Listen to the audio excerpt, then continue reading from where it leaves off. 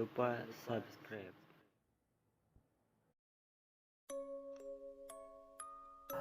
Assalamualaikum warahmatullahi wabarakatuh. Selamat malam buat kalian yang melihat atau mendengarkan video di channel ini. Seperti biasa, saya di sini akan menceritakan hal seram dan misteri. Dan untuk cerita malam hari ini, telepon misterius.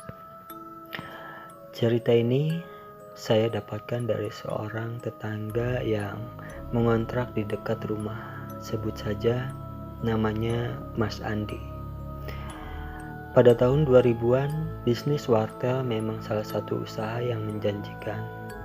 Waktu itu handphone merek Motorola serta Nokia harganya tak kebeli untuk orang-orang menengah ke bawah.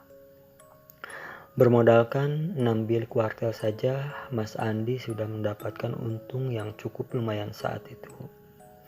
Mas Andi pada saat itu baru lulus SMA, dia mengawali karirnya menjadi seorang pengacara atau pengangguran banyak acara. Daripada tak kerja, Mas Andi tiap sore hingga tengah malam jadi penjaga wartel punya salah satu sanak pemilihnya. Wartel itu letaknya di jalan utama masuk ke desa.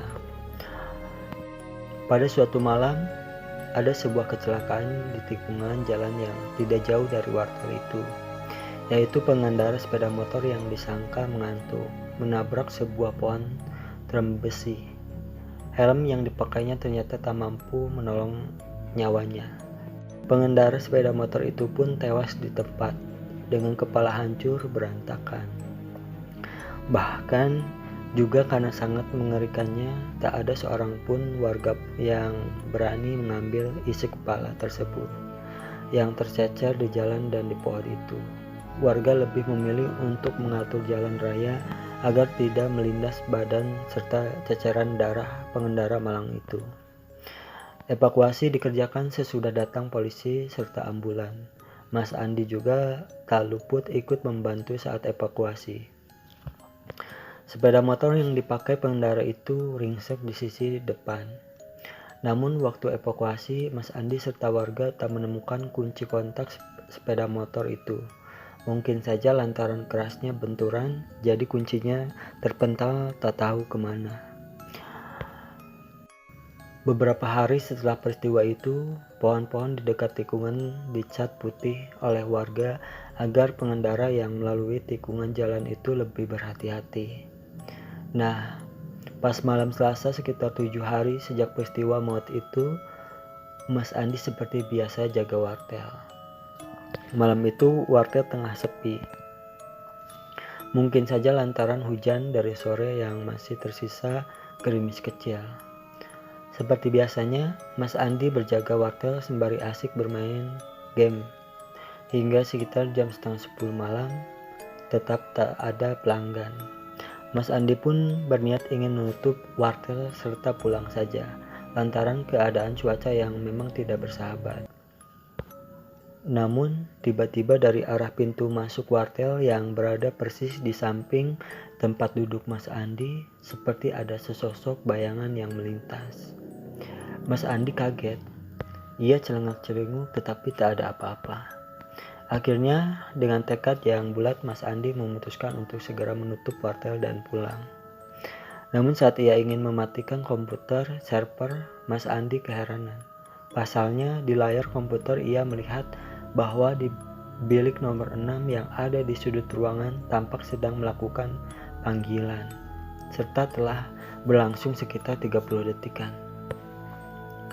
Bulu kunduk Mas Andi pun meremang, lantaran ia tahu tak ada siapapun di wartel itu selain dirinya.